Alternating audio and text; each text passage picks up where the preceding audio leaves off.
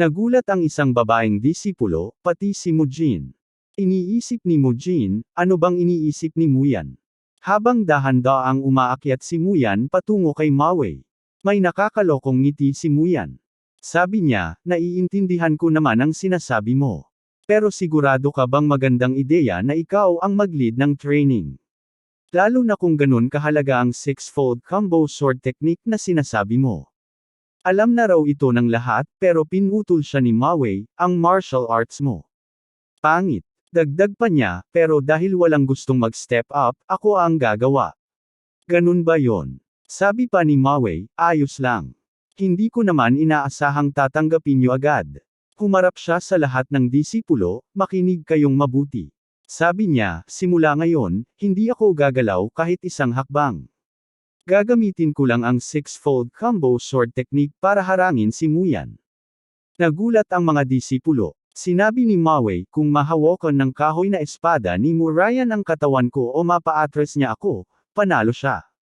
Dagdag niya, at kung manalo siya, babawiin ko ang sinabi ko tungkol sa pagtuturo ng six-fold combo sword technique at pangunguna sa morning training.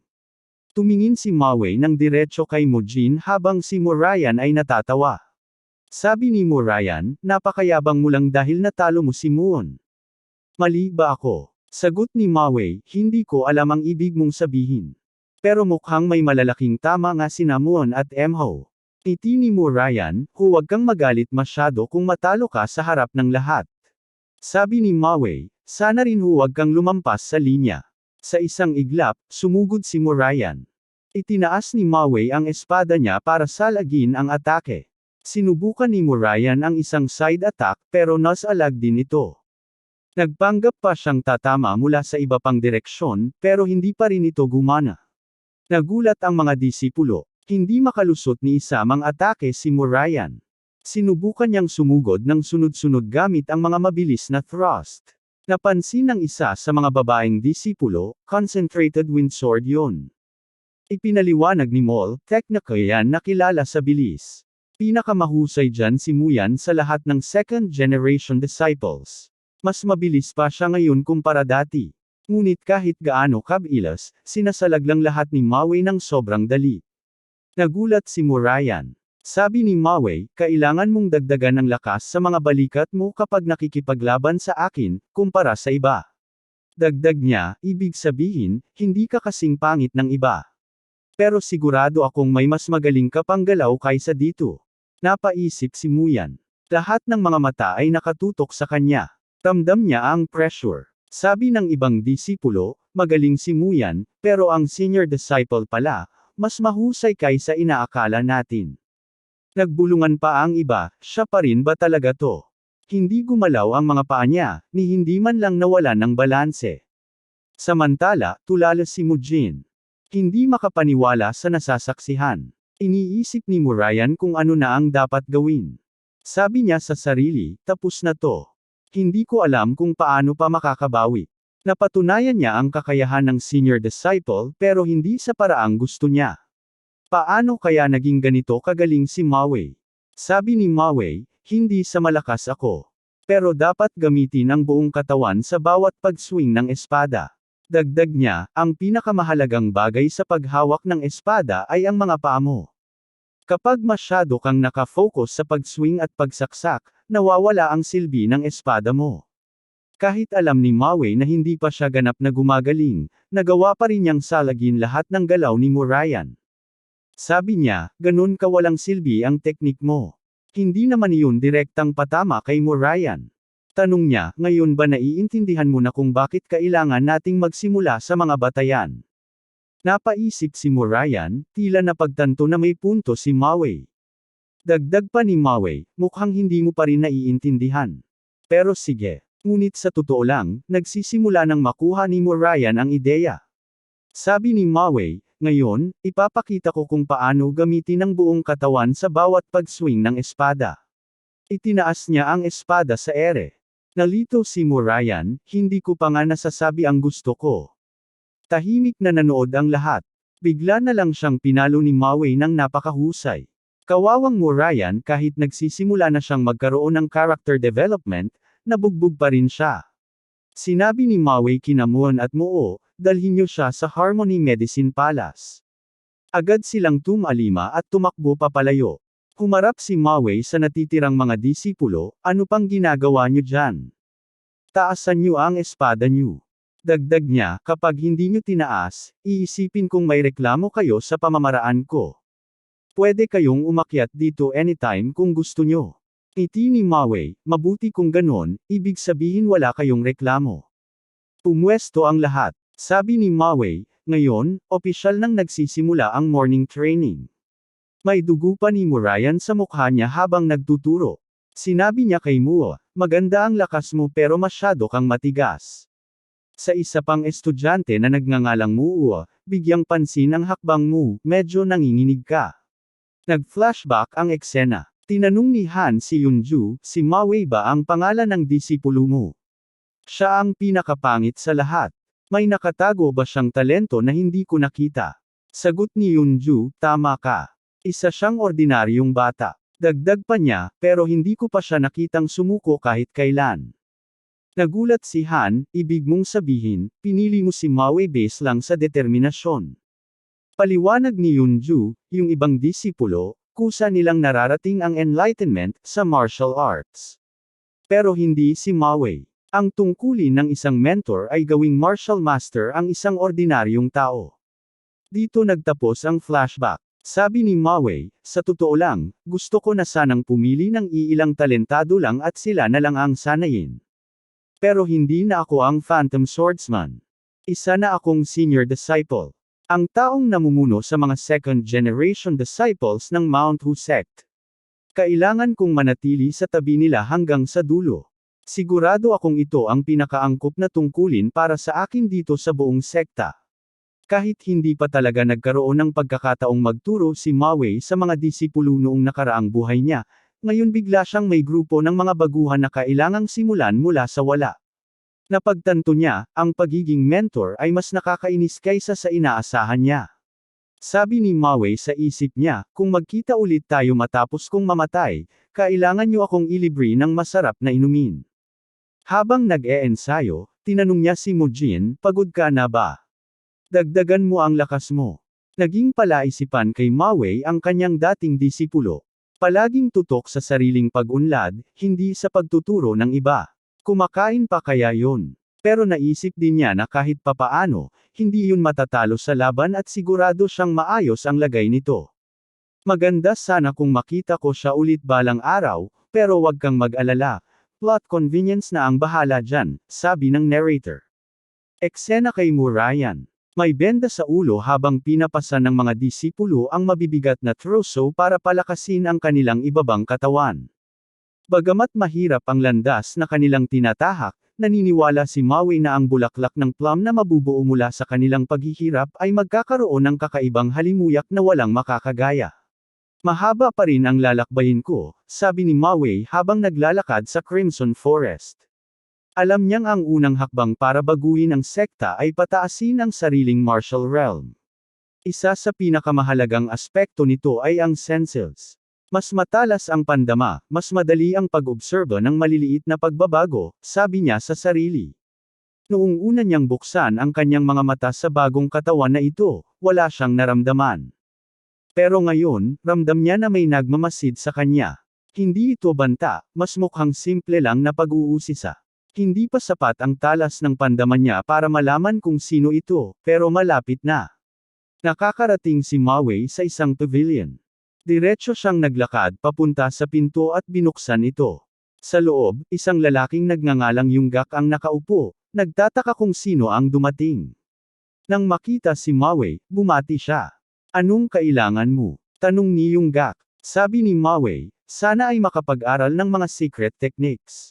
Nagulat si Yunggak. Sige, sagot niya, pero hindi pa ba tuluyang gumaling ang mga sugat mo? Huwag mong pilitin ang sarili mo. Siyempre, sagot ni Mawei. Pagkatapos, biglang binanggit ni Yunggak, narinig kong medyo bastos ang disipulo mo. Napatigil si Mawei. Naisip niyang tinutukoy ni Yunggak ang isa sa tatlong lalaking nabugbog niya kamakailan. Pero hindi naman mahalaga kung sino. Ang ini-expect niya ay galit si Yunggak dahil bumalik ng talunan ang disipulo nito. Pero nagulat si Mawei nang sabihin ni Yonggak. Humihingi ako ng tawad. Napabuntong hininga si Yonggak, mukhang may nagawa ngang tama si Muon para mabugbog ng ganon. Kung noong panahon ko yan, mas malala pa siguro ang nangyari sa kanya. Humingi siya ng tawad, pasensya na, hindi ko siya naturuan ng mas maayos. Naisip ni Mawei, si Muon lang pala. Hindi naman big deal. Akala niya noon magiging problema ito, pero ngayon wala na siyang pake. Ginawa ko lang ang nararapat bilang senior disciple, sagot niya. Hindi mo na kailangan mag-alala. Napakunot ang noo ni Yonggak. Sandali, narinig ko ba ng tama? Tinawag mong senior disciple ang sarili mo. Tila may napansin bigla si Yonggak habang nakatitig kay Mawei. Lagi bang ganito katalim ang mga mata niya? Naisip niya. Si Mawei naman ay nagtataka, bakit ba ako tinatitigan ng ganito? Nagbago ba isip niya? Galit na ba ulit kasi binugbog ko ang disipulo niya? Pero ngumiti lang si Yonggak, puno ng determinasyon ang mga mata mo. Maganda na gusto mong alagaan ang mga Marshall Brothers mo bilang senior disciple. Hindi ko nahahadlangan ang ginagawa mo, pwede ka nang umalis. Habang paalis si Mawei, si Yonggak ay nag-isip. Nawala ang master niya, iniwan mag-isa, pero ngayon bumabangon ulit. Sana nakikita ni Yunju ang pagbabago niya kung nasaan man siya ngayon. Sa loob ng silid-aralan, may nakalatag na maraming scroll at libro sa harap ni Mawei. Isa-isa niya itong binuksan at binasa. Nasa isip niya, ang unang hakbang sa pagbabago ng sekta ay pataasin ang sarili kong martial realm. Pero bago yon, iniisip niya, ano nga ba talaga ang martial realm? Baka iniisip niyo na ang martial realm ay nakabase sa lakas ng martial arts na taglay mo, sabi niya sa isip. Pero mali iyon. Sa Jiangho, hindi lamang ang lakas ng martial arts ang nagdidikta ng buhay o kamatayan. Walang matinong tao ang lalaban nang walang ingat kung ang kapalit ay buhay nila. Ang mahalaga sa pag-survive dito ay ang kakayahang gamitin ang martial arts na natutunan, ang bilis at precision ng pagdedesisyon, pati na rin ang pisikal na kakayahan para suportahan ang lahat ng ito. Kaya't ang martial realm ay hindi lamang simpleng pag-aaral ng martial arts, ito ang mastery nito, kasabay ng karanasan at karunungan na nabubuo sa panahon ng pagsasanay. Ayon kay Mawei, ang enlightenment ay naaabot lamang sa walang humpay na pagmumuni-muni at refleksyon. Ito ang kanyang sariling kahulugan ng martial realm, isang katotohanang kanyang natutunan matapos ang walang katapusang pagsasanay, pagmumuni, at paggamit ng mga sekreto ng martial arts bilang phantom swordsman ng unorthodox faction. Kaya, sabi niya sa sarili, ang unang hakbang para pataasin ang martial realm ko ay tunay na maunawaan ang martial arts na taglay ko. Pero sa totoo lang, hindi pa niya lubos na alam kung ano talaga ang martial arts ng Mount Hua. Gayunpaman, hindi iyon mananatiling ganoon magpakailanman. Sa ngayon lang siya walang alam dahil may mga bagay na hindi pa siya pinahihintulutang basahin. May mga aklat na ipinagbabawal sa mga disipulo upang maiwasan na ang mga Gaomon at Mausisa ay basta-basta na lang mag-aral ng mas mataas na antas ng martial arts, na maaaring makasira sa kanilang daluyan ng enerhiya o ki. Lahat ng sekta ay may mga lihim na teknik na mahigpit nilang binabantayan, at ang sekta na ito ay hindi naiiba. Sa katunayan, sinabi mismo ni Yunju na ang Mount Hua ay mas maluwag kumpara sa ibang sekta. Pero sa kabila nito, isang tanyag na sekta ay mananatiling tanyag, at ang kanilang martial arts ay sistematiko at madaling maunawaan. Sa ngayon, ito ang kanyang mga nabasa at natutunan. Ang pinakabatayang teknik sa espada ay ang 6 na sunod-sunod na pagsalakay ng espada. Matapos nito, natutunan niya ang 3 iba pang teknik, ang puwersadong hangin ng espada, ang nalalaglag na bulaklak ng plum na espada, at ang 1,000 sentimong espada. Kapag napag-aralan mo na ang 3 pangunahing prinsipyo ng mga teknik sa espada, saka mo lamang mararating ang mga lihim ng espada ng plum blossom. At kinakailangan mong matutunan ito kung nais mong maging pinakamahusay na mandirigma sa Mount Hua sect. Ito lamang ang paraan upang magamit ang kanilang natatanging mga espada, ang 7 nakamamatay na plum blossom na espada, ang 3 talam na plum blossom na espada, at ang maningning na plum blossom na espada. Ang 3 espada na ito ang nagsilbing dahilan kung bakit naging isa ang Mount Hua sect sa 3 pinakamalalakas na sekta ng espada. Ayon sa kasaysayan, ang pinakamahusay na eskremedor ng Mount Hua ay nakakuha ng higit pa sa isa sa 3 plum blossom na espada. Kung ang 6 na sunod-sunod na pagsalakay ng espada ang nagsisilbing ugat, ang 3 teknik na sumunod dito ang nagsisilbing katawan ng puno, habang ang mga lihim ng espada ang mga sanga. Sa huli, ang 3 plum blossom na espada ang nagsisilbing mga bulaklak nito. Ang sinumang mandirigmang magpapakadalubhasa sa espada ng Mount Hua ay nagiging bahagi ng puno ng plum blossom. Ito ang kanyang naunawaan tungkol sa sistema ng martial arts ng sekta sa ngayon.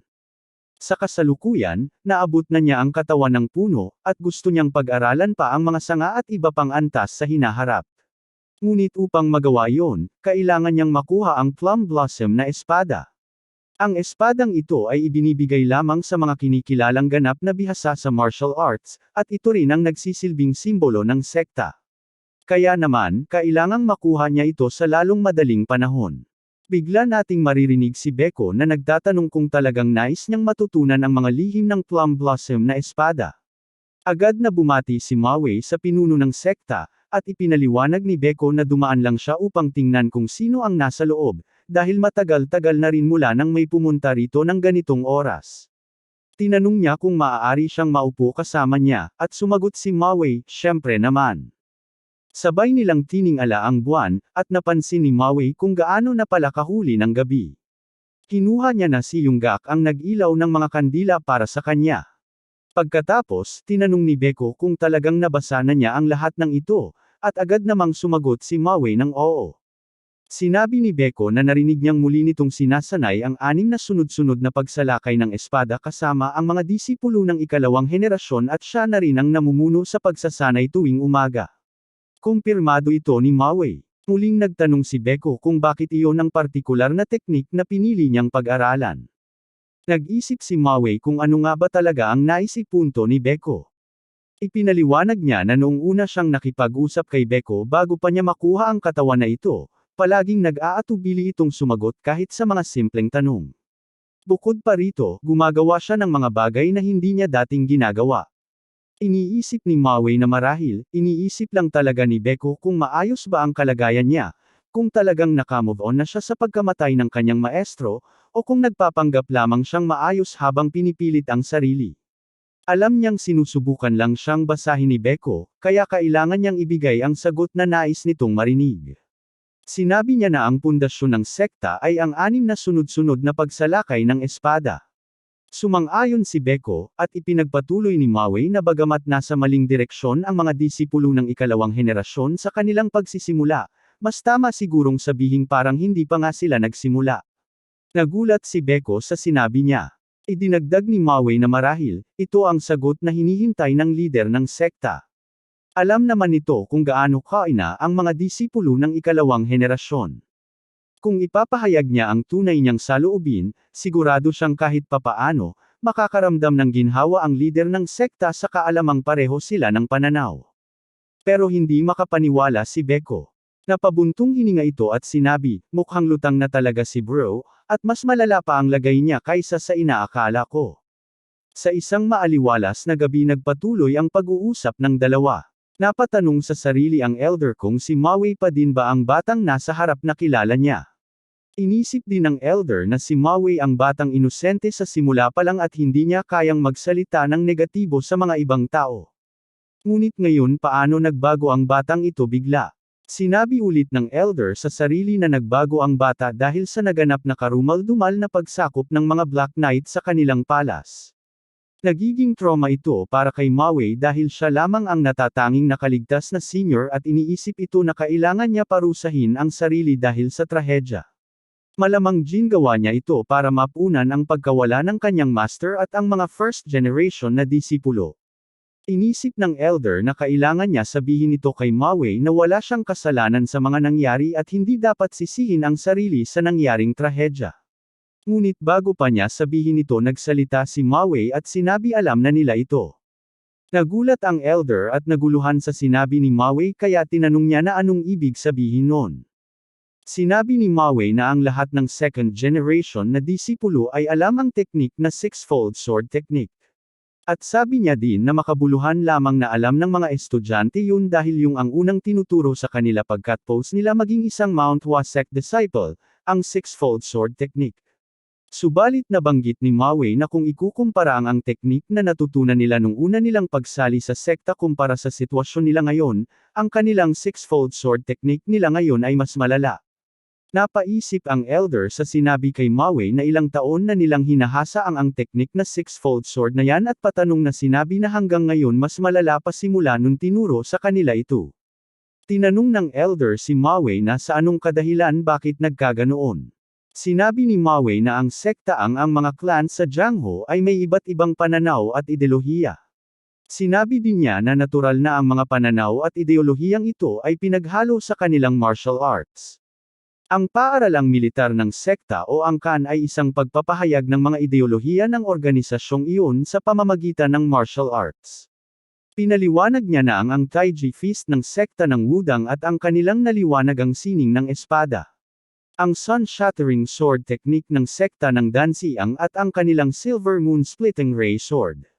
Ang Asher Cloud Crimson Dawn Slash ng sekta ng Qincheng at ang kanilang Four Heavens Severing Ray Sword.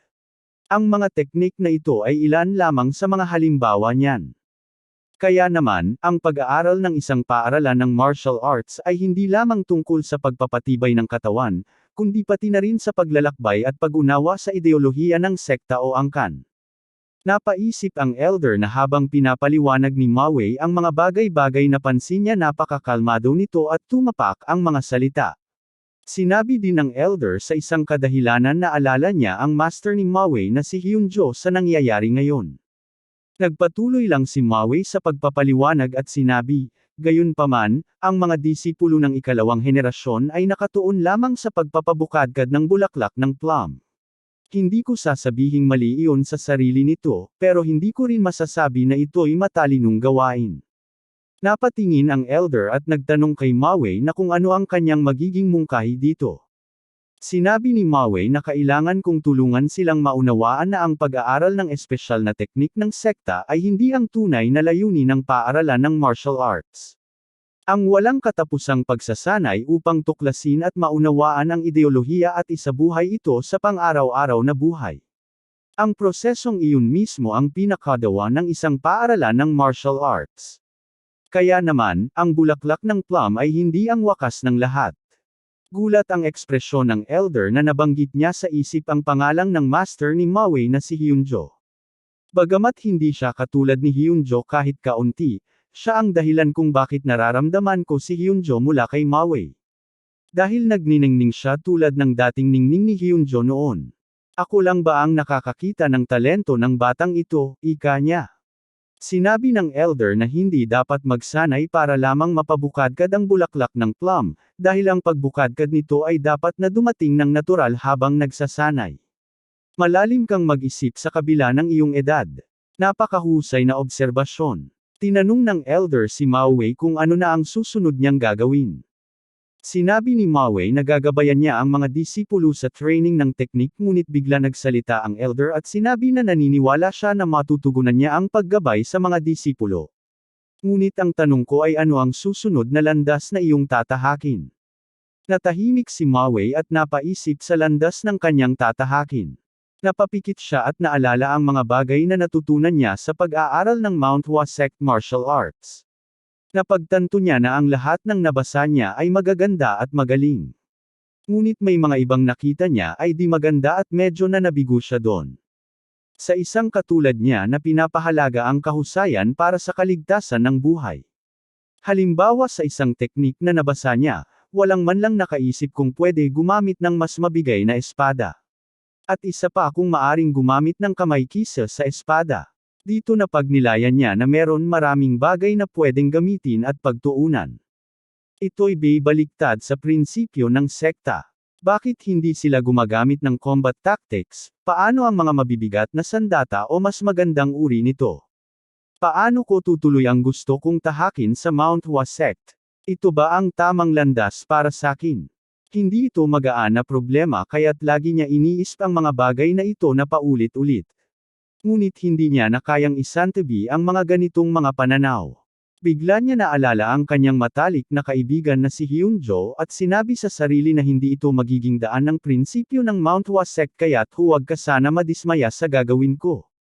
Bigla niyang sinabi sa elder na wala siya masyadong malaking gagawin. Inisip ni Mao Wei siya na ngayon si Mao Wei sa kasalukuyan at wala na magbabago doon. Sinabi ni Mao Wei sa elder na ipagpapatuloy na ang mga gustong gawin ng kanyang master na si Hyunjo na at gagampanan ang mga naiwan niyang tungkulin.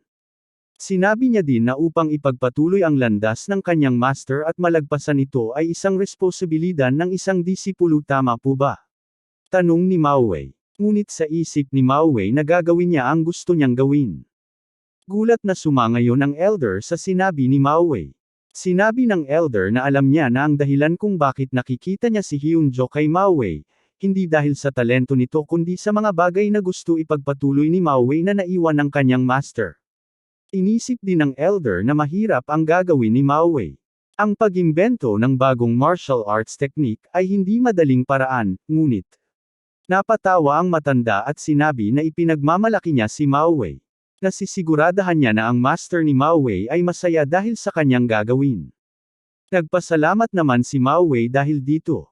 Masayang nakatingin ang elder at iniisip na sa dinami-dami ng aking kinakatakutan, siyang laging nasa isip ko. Makakaya kaya niya. Ngunit ngayon, nasaksihan ko ang sarili niyang liwanag, ang tibay ng loob na hindi ko inakala. Parang bumabalik sa akin ang lahat ng dasal ko. Isinusubo pabalik bilang pag-asa. At sa mga mata niya, hindi pangarap lang ang nakita ko. May apoy, may pagpupersage. Sa wakas, natanto ko, ang batang ito'y hindi na tulad ng dati. Siya'y handa na. Ang takot ko'y nawala ng puwang, napalitan ng tiwala. Naging isang poetic writer naman ang elder habang nakatingin sa labas ng bintana at pinagmamasdan ang bilog na buwan. Ang halimuyak ng mga bulaklak ng plum sa gitna ng nyebe. Ang nyebe ng taglamig ay napakalamig, ngunit ang samyu ng mga bulaklak ng plum na nagtiis sa matinding lamig at namulaklak ay lalong magiging matapang at matindi. Hindi ko nagawang protektahan ang mga bulaklak ng plum na namulaklak sa bundok Hua. Ako sana ang bulaklak na nalaglag. Bumagsak man ang mga bulaklak ng plum, ngunit sa tabi ng mga nalaglag na bulaklak ay may nanatiling isang maliit na usbong. Ang tungkulin ko ngayon ay pagyabungin ang usbong na yon. Sinabi ng elder na maraming bulaklak ang tumutubo sa Mount Hua maliban sa plum flower. Sabay tanong kay Mao Wei na alam mo ba kung bakit pinili namin ang plum flower? Gulat na napatanong si Mao Wei na hindi niya alam yon. Nakangiti naman sinabi ng elder na marami kang matutunan pag iniisip mo ito. Pagkatapos noon bigla napatayo na ang elder aalis na, inabi niya na gusto niya pa makipagkwentuhan kay Mao Wei ngunit naniwala siya masyado niya na kinain ang oras ng bata sa pagbabasa. Sa labas ay nagpaalam si Mao Wei sa elder, bago umalis ang elder sinabi niya na may gusto siya sabihin bago umalis. Sinabi ng elder na nawala din siya ng master pero hindi ibig sabihin noon ay nauunawaan na niya ang kalungkutan ni Mao Wei, dahil ang lahat ng tao ay may iba't ibang paraang ng pagdadalumati. Sinabi din niya ang buhat at kamatayan ay iisa lang. Ang ibig niyang sabihin ang bawat hangganan ay may bagong simula at ito'y isang natural na daloy. Huwag mo isip ang pagkamatay ng iyong master ay ang katapusan. Bagkus gamitin mo itong panimula at isipin ang mga ginagawa mo ay isang pagpapahalaga sa buhay ng iyong master. Makakatulong ito kahit papano sa iyong kalungkutan at naniniwala ako na gusto niya din ito para sa iyo. Napatungo si Mao Wei at inisip na hindi masama ang mga sinabi ng elder. Nagpasalamat siya dito sa mga karunungan binahagi ng elder. Habang ang elder ay napangiti at lumakad paalis. Isang eksena ang naalala ni Mao Wei sa kanyang nakaraang buhay. Isang matandang master ang tumatawa at sinabi na narinig niya daw na si siya ay bihasa sa espada. Pero sinabi din niya na sa itsura niya mukha siyang mahina. Seryosong sinabi ni Phantom na gusto mo bang mamatay? Natawa ang master at sinabi na masyado kang arrogant at padalos-dalos magsalita. Subalit ang mga kalidad na iyon ay perpekto para sa pagpapalaki ng katawan. Sinabi ng matandang master na meron siyang bagong paraan nagpag-insayo. Tinanong niya si Phantom kung gusto niya itong subukan. Bumalik ang eksena at nakita natin si Mao Wei ay nag-insayo sa sapuno habang nakabitin sa kanyang mga paa ang ilang troso. Sinabi ni Mao Wei na kapag hindi sanay ang katawan, mas epektibo ang paraan ng pagsasanay na ito. Hindi ko inasahan na magiging kapaki-pakinabang ang koneksyon ko sa baliw na matandang Iron Mountain Fist King, sa ganitong paraan. Medyo marahas ang paraan ng pagsasanay na ito, pero walang duda, epektibo ito. Habang naginsayo si Mao Wei biglang may tumawag sa kaya isang disipulo. Sinabi ng disipulo na hindi ito magandang oras para mag-training. Naguluhan si Mao Wei ngunti sinabi ng babaeng disipulo na oras na. Naguluhan ulit si Mao Wei sa sinabi ng disipulo at tinanong na oras na saan. Sinabi ng disipulong babae na inutusan ka ng pinuno ng sekta na bumaba ng bundok.